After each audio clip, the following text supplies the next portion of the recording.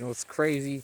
You know what's crazy to think is that potentially in 100, 200 years, there will be some people looking on YouTube, some kids, who knows,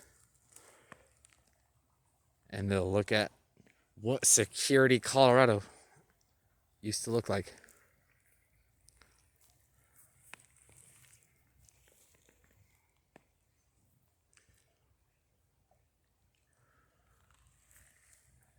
You got the school facility maintenances over there. Some kind of bridge system here. I don't know. Houses. In 200 years, this very well could just be a river walk and commercial skyscrapers or residential from there and so forth. This is 2020. This is both the future and this is both the past.